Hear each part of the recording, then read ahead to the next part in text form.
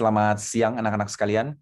Kita bersyukur di dalam anugerah Tuhan kita boleh masuk ke dalam pemberitaan firman saat ini. Di dalam perayaan Natal kita yang begitu sederhana, tapi kita boleh menemukan kasih Tuhan, mengerti firman Tuhan. Sekali lagi Bapak mengajak kalian untuk sama-sama menghormati Tuhan. Kita tidak bermain-main, walaupun kita tidak bisa bertemu di dalam ibadah ini, tapi kita menghormati Tuhan, kita menghormati ibadah ini. Kita mau sama-sama mendengar firman Tuhan dengan sungguh-sungguh dan meminta Tuhan memberikan kita belas kasih untuk menemukan, menikmati berita Natal, sukacita Natal yang sesungguhnya. Mari kita mempersiapkan hati masuk ke dalam doa, kiranya Tuhan yang memberkati setiap kita. Mari kita berdoa. Bapa di sorga, terima kasih untuk anugerah-Mu. Sekali lagi kami boleh merayakan Natal. Mungkin banyak perayaan Natal yang kami lakukan. Perayaan Natal sekolah minggu kami, perayaan Natal gereja kami, perayaan Natal keluarga, atau apapun itu. Tapi sekarang kami di dalam sekolah Kristen Calvin untuk bersama-sama merayakan Natal. Biar firman itu terus berbicara kepada kami. Biar firman-Mu dinyatakan kepada kami. Supaya kami semakin mendalam, menemukan, mengerti apa arti berita Natal. Apa arti kasih Tuhan yang begitu besar kepada kami. Kiranya Tuhan yang memimpin kami pada siang hari ini untuk merenungkan firman-Mu. Berbicaralah kepada setiap kami Tuhan, jangan ada satupun yang terlewatkan. Biar kami dengan sikap hormat dan sikap gentar di hadapan Tuhan, sehingga kami tidak bermain-main, kami tidak sembarangan. Meski kami tidak bertemu secara fisik bersama-sama, tapi kami sadar kami ada di hadapan Tuhan bersama-sama di dalam ibadah ini. Kuduskan setiap kami, buka hati dan pikiran setiap kami. Kami mau sungguh-sungguh dengar firman-Mu. Tuhan berkatilah kami. Berbicaralah kepada kami. Kami serahkan hamba-Mu yang akan memberitakan firman. Tuhan pakailah. Dengar doa kami. Kami mau sungguh-sungguh dengar firman-Mu. Berkatilah kami. Di dalam Kristus Yesus Tuhan kami berdoa. Amin. Baik anak-anak sekalian, hari ini Bapak mau mengajak kalian untuk merenungkan berita Natal dari berita Natal surat Paulus. Biasanya kita melihat Natal dari Injil, Matius, Markus, Lukas, Yohanes. Tapi hari ini kita akan melihat berita Natal dari Rasul Paulus. Mari kita buka dua bagian firman Tuhan, apa yang dikatakan Paulus tentang berita Natal. Dari yang pertama, Filipi pasal yang kedua. Ayo kita membaca Alkitab kita bersama-sama. Filipi pasal yang kedua dari ayat yang kelima hingga ayat yang ke-8. Bapak bacakan buat kalian semua ya. Filipi pasal kedua ayat yang kelima hingga yang ke-8. Demikian firman Tuhan. Hendaklah kamu dalam hidupmu bersama menaruh pikiran dan perasaan yang terdapat juga dalam Kristus Yesus. Yang walaupun dalam rupa Allah tidak menganggap kesetaraan dengan Allah itu sebagai milik yang harus dipertahankan, melainkan telah mengosongkan dirinya sendiri dan mengambil rupa seorang hamba dan menjadi sama dengan manusia. Dan dalam keadaan sebagai manusia, ia telah merendahkan dirinya dan taat sampai mati, bahkan sampai mati di kayu salib. Bapak bacakan sekali lagi ayat ke-7, perhatikan. Melainkan telah mengosongkan dirinya sendiri dan mengambil rupa seorang hamba dan menjadi sama dengan manusia. Nah, satu bagian lagi yang kita baca dari kitab Kolose. Kitab Kolose pasal 1, kita sama-sama melihat dari ayat yang ke-25 hingga ayat yang ke-27. Perhatikan firman Tuhan dari Kolose pasal 1, ayat yang ke-25 hingga yang ke-27. Bapak bacakan buat kita semua sekali lagi, dengarkan firman Tuhan. Aku telah menjadi pelayan jemaat itu, kata Paulus, sesuai dengan tugas yang dipercayakan Allah kepadaku untuk meneruskan, untuk memberitakan firman-Nya dengan sepenuhnya kepada kamu. Apa yang mau diberitakan? Yaitu rahasia yang tersembunyi dari abad ke abad dan dari turunan ke turunan, tetapi yang sekarang dinyatakan kepada orang-orang kudus-Nya. Kepada mereka Allah mau memberitahukan betapa kaya dan mulianya rahasia itu di antara bangsa-bangsa lain. Apa rahasia yang mau dinyatakan itu? Yaitu Kristus ada di tengah-tengah kamu, Kristus yang adalah pengharapan akan kemuliaan. Anak-anakku sekalian, kita selalu mendengar berita Natal, tapi seringkali kita menjadi orang yang lupa apa arti Natal. Anak-anak tahu tidak? seluruh dunia, hampir seluruh negara di seluruh dunia merayakan yang namanya pemberitaan atau perayaan Natal. Di mana negara yang tidak merayakan Natal? Hampir tidak ada. Bahkan kalau kita melihat negara-negara yang tidak mengenal Tuhan atau orang-orang yang tidak mengenal Kristus pun merayakan Natal. Di mal-mal pernak-pernik Natal dimunculkan. Di Dubai pohon Natal termahal dimunculkan di situ. Lebih dari 1 juta US dollar pohon Natalnya dengan pernak-perniknya. Di China dengan pemerintahan yang begitu keras anti kepada kekristenan, tapi produk-produk Natal untuk bikin pohon-pohon Natal semua produksinya pabriknya ada di China. Maka di mana orang tidak euforia dengan Natal? Semua orang senang dengan euforia Natal. Tapi sayang sekali, ada begitu banyak orang yang merayakan Natal, tapi tidak pernah ngerti apa itu Natal. Yang dirayakan itu apa? Hanya euforia, kesenangan, liburan, diskon, atau ya ada dansa-dansa, pesta, kumpul-kumpul, hadiah dan segala macamnya. Merayakan Natal tapi tidak pernah mengerti apa itu Natal. Menyedihkan sekali. Dan mengalami yang namanya sukacita suasana Natal. Tapi tidak pernah benar-benar mengalami sukacita berita Natal. Suasana Natalnya, ya di bulan Desember, ya di semua tempat merayakan suasananya, sukacitanya, ya. Tapi tidak pernah benar-benar mengalami sukacita berita Natal. Nah hari ini, di dalam masa kamu studi, meski kamu masa kecil, kamu sekarang diajak untuk sekali lagi merenungkan berita Natal. Oh, ada begitu banyak orang yang akhirnya kehilangan sukacita Natal pada saat ini. Kenapa? Karena masa pandemi, Pak. Nggak bisa liburan, nggak bisa jalan-jalan, nggak bisa kumpul-kumpul, nggak bisa pesta, nggak ada euforia, nggak ada kesenangan. Lantas, sukacita Natal ditentukan dari pandemi atau tidak pandemi. Oh, kalau ada pandemi, hilang sukacitanya. Oh, kalau tidak ada pandemi, sukacitanya meriah karena bisa belanja ini dan segala macamnya. Maka anak-anak sekalian, itulah berita Natal palsu. Itulah Natal yang menjadi tipuan si iblis yang membuat kita lari dari berita Natal yang sesungguhnya. Di Indonesia sudah masuk, tapi yang paling besar di Amerika atau di belahan dunia Eropa, di tempat-tempat yang begitu besar itu, orang-orang yang mengaku Kristen lalu merayakan Natal. Siapa yang dinanti-nantikan? Santa Claus dan segala hadiah-hadiahnya. Tapi di mana berita Natal yang sesungguhnya? Di mana sukacita dari berita Natal yang sesungguhnya? Hilang.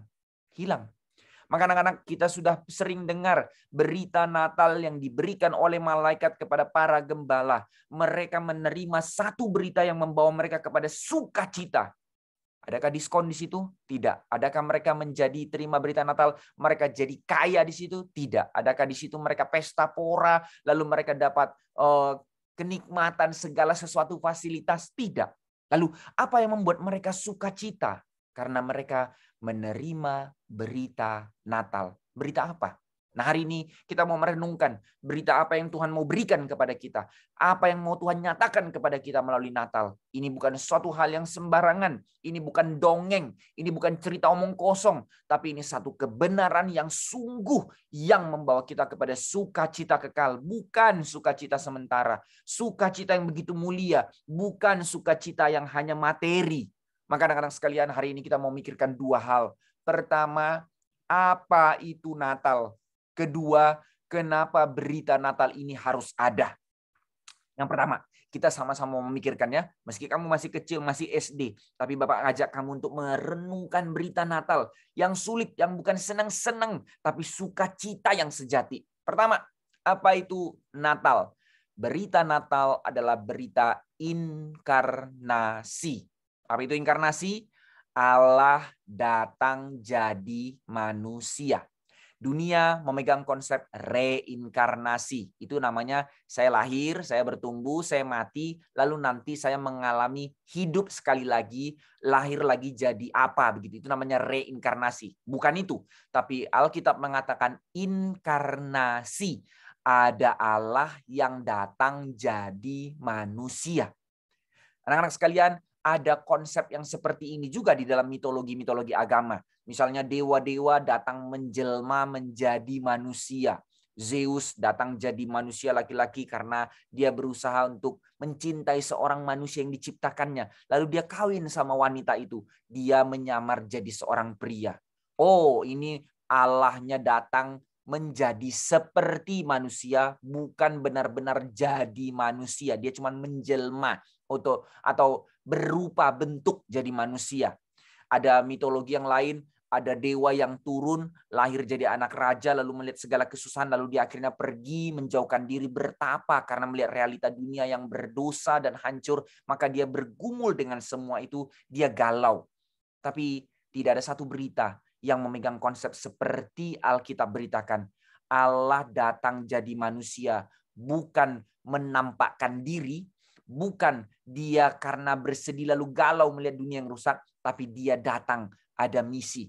Maka anak-anak sekalian, Tuhan Yesus datang ke dunia. Ini bukan penampakan, ini bukan hologram, ini bukan hantu, ini bukan seperti gambar-gambar di video game kamu, tapi ini real. Allah yang tak terbatas rela datang menjadi manusia yang terbatas. Tadi kita baca di dalam kitab Filipi dikatakan dia merendahkan dirinya, mengosongkan dirinya, dia taat. Sekali lagi mari kita lihat sekali lagi yang tadi Bapak baca di dalam kitab Filipi. Apa yang dikatakan di situ? Melainkan telah mengosongkan dirinya sendiri dan mengambil rupa seorang hamba, menjadi sama dengan manusia. Menjadi sama, benar-benar jadi manusia. Dan dia bukan datang jadi manusia langsung tiba-tiba besar. Dia melalui proses seperti kita. Dia menjadi baby.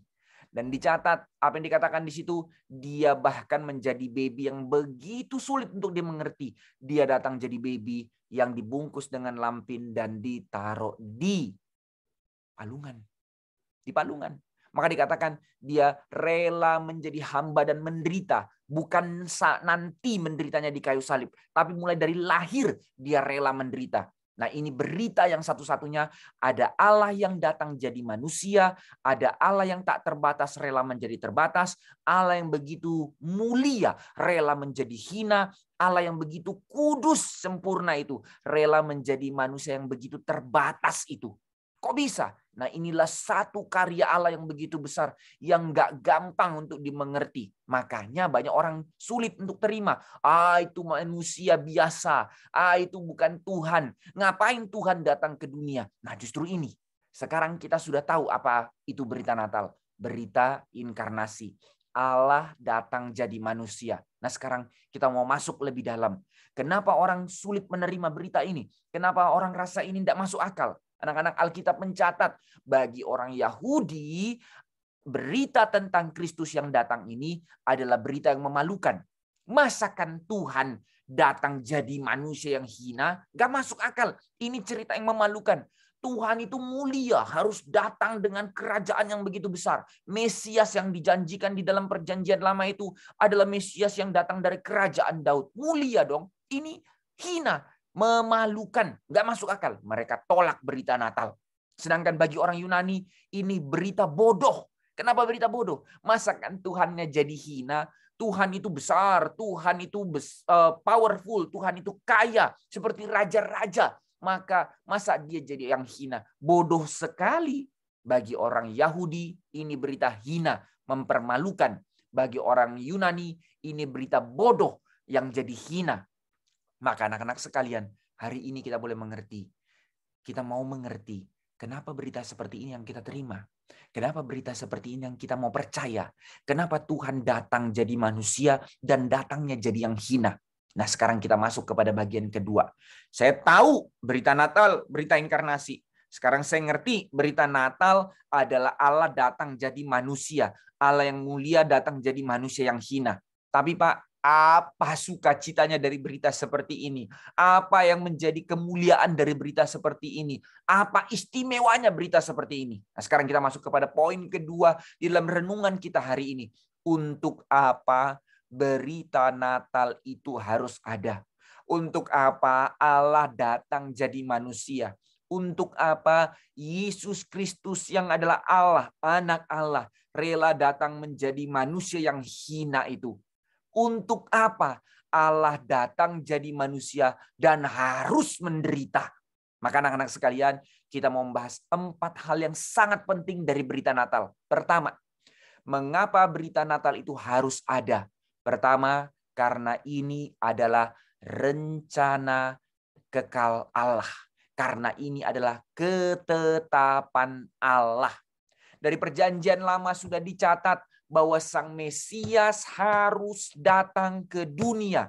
Maka dari nubuatan-nubuatan dari perjanjian lama, dari Kejadian sampai kitab Maleaki, ada 300-an nubuatan lebih yang membicarakan tentang kedatangan Sang Mesias. Dan seluruh nubuatan itu digenapi di dalam satu waktu, di dalam satu peristiwa, di dalam satu pribadi, yaitu Kristus datang ke dunia.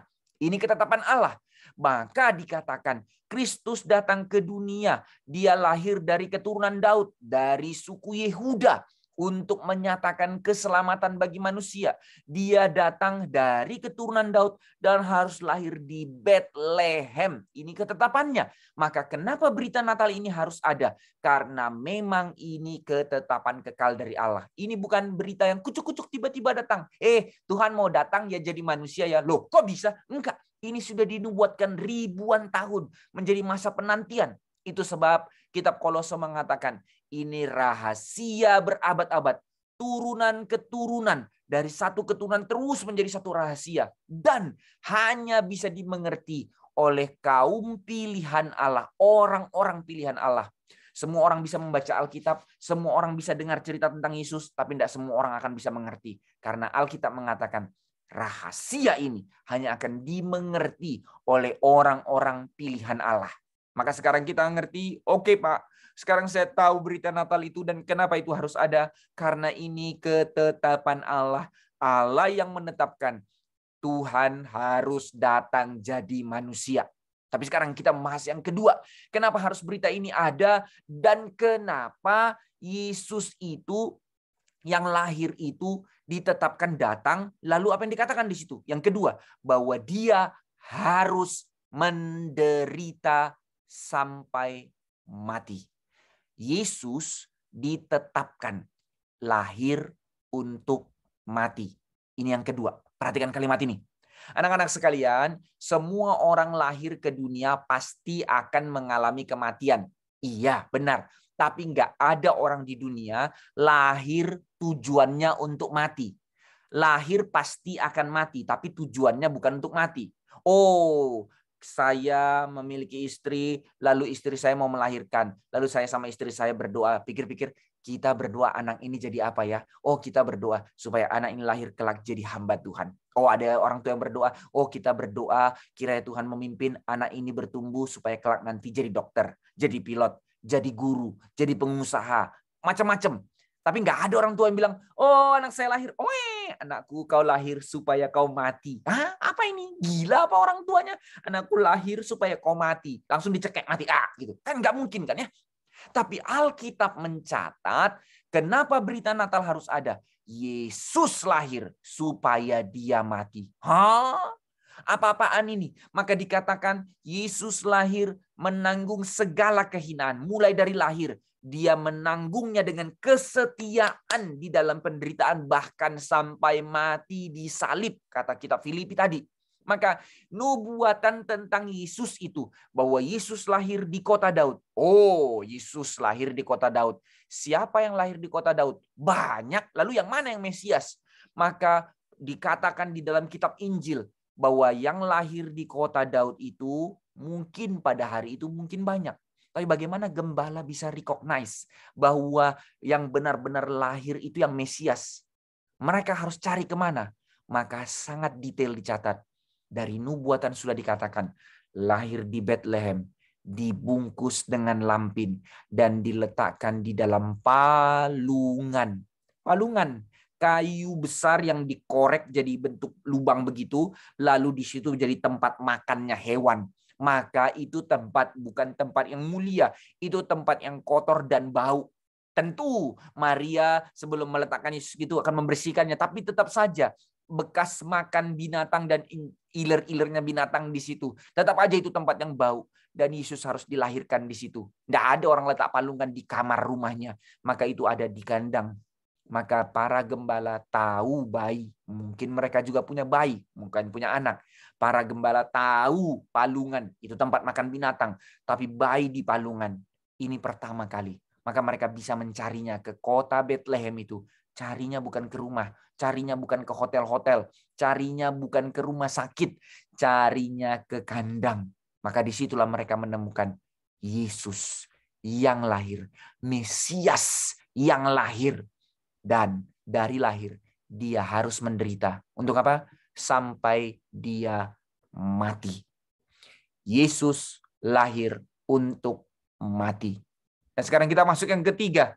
Ya, ini ketetapan Allah. Sudah direncanakan Allah. Nubuatan perjanjian lama sudah menyatakan. Dan dikatakan juga yang kedua, bahwa Yesus lahir itu untuk mati. Nah, sekarang saya masuk lebih bergumul, Pak. Kenapa semua ini harus ada? Untuk apa Yesus lahir ke dunia, lalu harus mati lagi? Kenapa ini harus ada? Maka kita masuk kepada berita yang ketiga, anak-anakku sekalian. Yesus lahir, Yesus menderita, dan Yesus lahir untuk mati.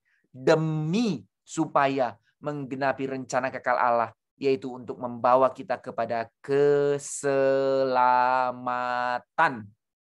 Inilah sukacita kekal itu yang ditemukan oleh para gembala. Inilah sukacita kekal yang ditemukan oleh Simeon dan Hana.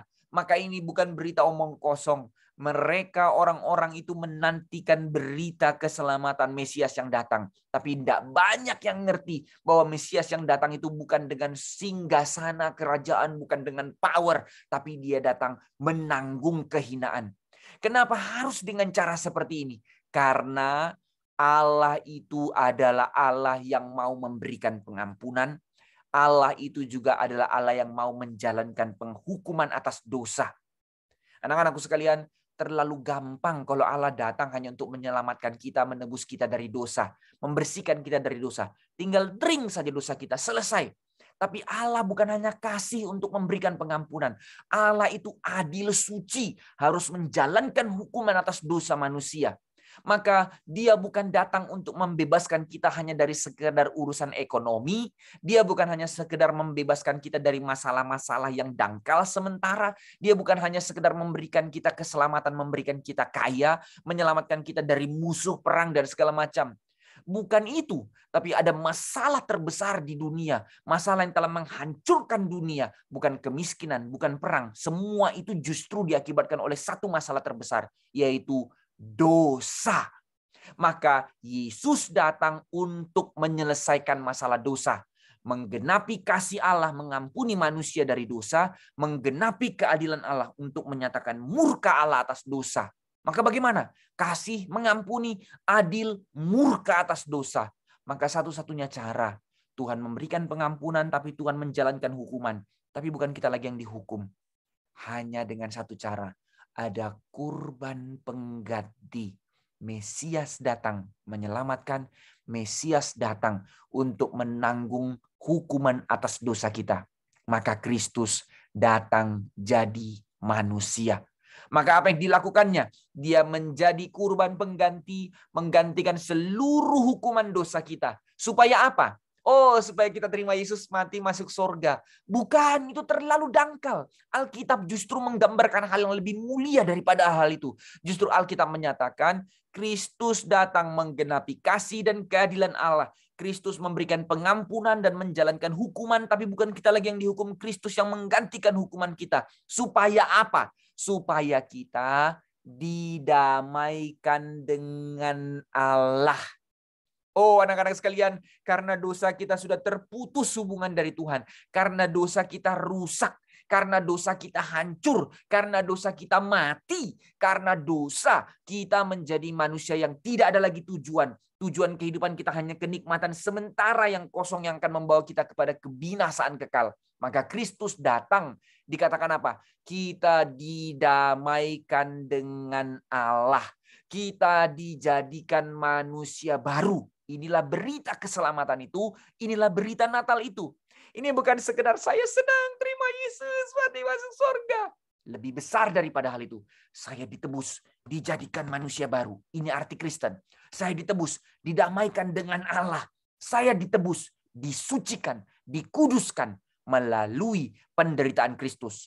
Itu sebab Kristus datang ke dunia menjadi manusia sama dengan kita. Dia rela menanggung segala kehinaan. Dia rela menanggung segala penderitaan. Dia rela sampai mati di atas kayu salib.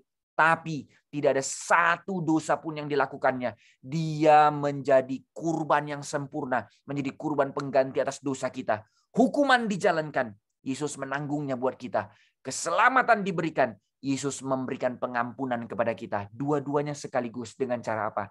Kristus inkarnasi, tanggung kehinaan, taat setia sampai mati. Maka inilah berita Natal. Inilah sukacita kita. Satu berita yang tidak masuk akal, satu berita yang begitu mengerikan, satu berita yang begitu menyedihkan, satu berita yang begitu memalukan kata orang Yahudi, berita bodoh kata orang Yunani. Tapi inilah berita yang paling mulia. Tanpa berita ini, tidak ada keselamatan di bawah kolong langit.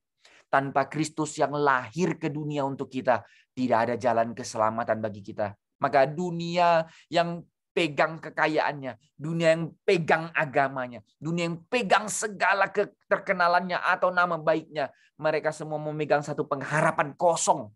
Tapi kita menerima rahasia kekal dari Allah, mendapatkan keselamatan di dalam Kristus yang lahir ke dunia. Yang keempat, kenapa berita Natal ini harus ada? Perhatikan berita ini anak-anak sekalian, ini berita yang sangat penting. Yesus datang ke dunia supaya tegaknya, nyatanya kerajaan Allah dinyatakan di tengah-tengah bumi ini. Maka Tuhan datang untuk mengubah hidupmu. Tuhan datang bukan hanya untuk memberikan keselamatan, jaminan soal masuk surga, tapi setelah kita didamaikan dengan Allah, dijadikan manusia baru untuk diubahkan Tuhan, dibentuk Tuhan, dan dipakai Tuhan. Bahwasanya di dalam dosa kita semua hancur. Bumi ini rusak, manusia rusak di dalam dosa. Si iblis seolah-olah bertahta dan menikmati kerusakan ini melawan Tuhan. Tapi Kristus datang menebus. Kristus datang menyatakan kemuliaannya. Kristus datang mematahkan kuasa si iblis, karena seolah-olah si iblis yang bertahta. Tapi Kristus menyatakan tahtanya di bumi ini. Dan kita diselamatkan. Bukan soal nanti, tapi dari sekarang. Arti kita diselamatkan.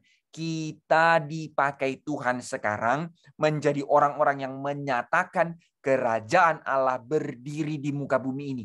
Ini yang disebut dengan perubahan radikal itu. Ini yang artinya menjadi Kristen itu.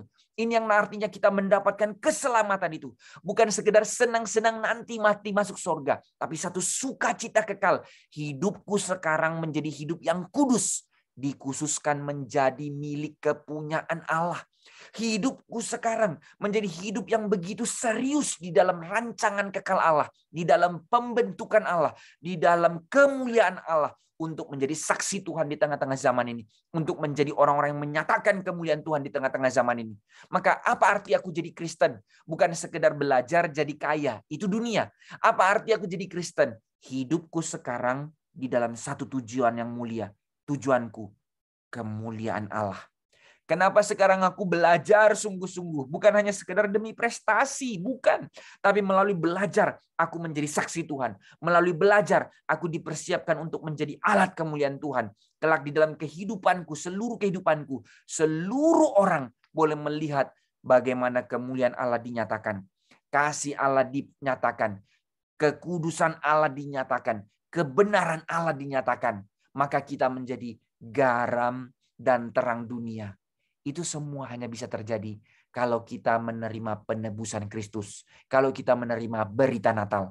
Maka anak-anak sekalian, kenapa banyak orang mengaku Kristen tapi tidak mengalami perubahan? Karena benar-benar tidak mengerti. Tidak benar-benar mengerti apa arti menjadi Kristen. Hanya urusan percaya Yesus mati masuk surga.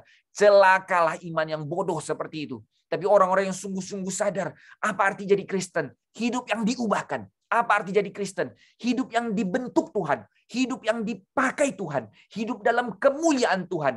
Hidup menjadi alat kemuliaan Tuhan. Alat kerajaan Allah. Menjadi rekan sekerja Allah. Inilah arti kita jadi Kristen. Inilah arti kita menerima rahasia berabad-abad. Bahwa Kristus berdiam di tengah-tengah kita. Sehingga kita menjadi gereja, sehingga kita menjadi anak-anak Tuhan. Bukan gereja gedung, tapi gereja sebagai tubuh Kristus. Maka anak-anak sekalian, tidak ada tempat untuk menjadi orang Kristen yang sembarangan. Tidak ada tempat orang-orang yang sudah ditebus oleh Kristus menjadi orang yang santai-santai hidup dalam dosa. Oh tidak. Kristus datang mengubah kita. Kristus datang menggerakkan hatimu. Maka itu sebab Roh Kudus memimpin kita untuk terus keluar dari dosa. Roh Kudus memimpin kita untuk terus berjuang dan belajar. Roh Kudus memimpin kita bertumbuh untuk hari depan kita menjadi saksi Tuhan. Bukan nanti, mulai dari sekarang. Ketika engkau menerima berita Natal, ketika engkau menerima Kristus, ketika engkau tahu sukacita kekal dari sukacita berita Natal, bukan suasana Natal, tapi berita Natal. Kristus menebusmu. Kristus mendamaikan kita dengan Allah. Kristus menyatakan kerajaannya di tengah-tengah dunia dengan cara kita dibenarkan, kita disucikan, dan kita dibentuk, kita dipimpin, kita mau dipakai Tuhan. Maka anak-anak sekalian, hari ini engkau menerima berita Natal untuk engkau menerima undangan Tuhan. Maukah hidupmu menjadi hidup yang sungguh-sungguh dipakai Tuhan? Maukah engkau menjadi orang-orang yang sungguh-sungguh mendapatkan pendamaian dengan Allah, menjadi hidup yang diubahkan Tuhan, menjadi manusia baru?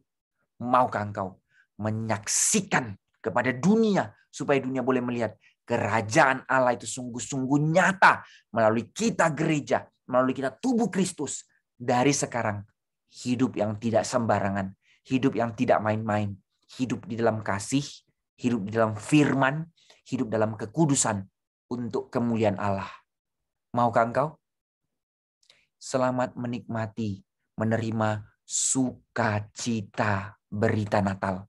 Bukan sukacita euforia pesta-pesta, tapi sukacita mendapatkan pengharapan yang sejati, jaminan yang sejati. Hidupku ini menjadi hidup yang begitu serius, menjadi hidup yang begitu berharga. Kristus menebusku untuk menjadikanku alat kerajaan Allah. Mari kita berdoa. Bapa di sorga, terima kasih untuk anugerah-Mu. Engkau menyatakan berita Natal kepada kami. Kristus datang ke dunia, bukan sekedar untuk selamatkan kami supaya mati masuk sorga, tapi untuk menyatakan kemuliaan Allah yang begitu besar. Kerajaan Allah dinyatakan di tengah-tengah dunia. Kami didamaikan dengan Allah dan kami dipakai menjadi alat kerajaan Allah. Inilah panggilannya dari keselamatan. Inilah sukacita dari berita Natal. Semua ini hanya terjadi, hanya mungkin terjadi karena Allah yang datang cari manusia. Allah yang datang rela jadi manusia. Karena kami telah mati dalam dosa. Tapi sekarang kami hidup. Kami menjadi manusia baru. Kami menjadi orang-orang yang di dalam Kristus. Kami hidup untuk kemuliaan Allah. Karena Kristus telah menyelamatkan kami. Tuhan, meskipun kami masih kecil, biarlah kami sadar. Inilah arti hidup kami. Sehingga kami tidak menjadi orang-orang Kristen sembarangan. Sehingga kami boleh sadar arti hidup kami yang di dalam rencana kekal Allah. Rencana kemuliaan Allah. Rencana besar Allah. Bahwa hidup kami bukan hidup yang sembarangan. Tapi di dalam hidup yang telah dikuduskan. Dikhususkan menjadi milik kepunyaan Allah. Hari ini kami sadar. Berita Natal bukan berita main-main. Hari ini kami sadar. Sukacita besar yang Tuhan berikan kepada kami bukan sukacita pesta pora, tapi sukacita pengharapan, jaminan, sukacita kemuliaan yang Tuhan berikan kepada kami. Oh, ada begitu banyak orang di luar sana yang bisa terima tapi Tuhan tidak berikan. Tapi kepada kami diberikan. Biar kami gentar Tuhan, biar kami sungguh-sungguh, biar kami mau hidupi dari masa kecil kami sampai kami kelak dewasa, dipakai Tuhan lebih besar. Sampai seumur hidup kami, kemuliaan Tuhan dinyatakan melalui kami. Kuduskan kami Tuhan, berikan kami anugerah-Mu, pimpin kami dengan firman-Mu, biar kami menjadi alat kemuliaan-Mu. Inilah doa kami. Dalam nama Tuhan kami, Yesus Kristus, kami berdoa, kami bersyukur, berterima kasih. Amin. Selamat Natal anak-anak sekalian. Tuhan memberkati, kiranya kita boleh mau mempersembahkan hidup kita menjadi hidup yang penuh dengan sukacita Natal, sukacita hidup yang dipakai Tuhan untuk kemuliaan-Nya. Tuhan memberkati.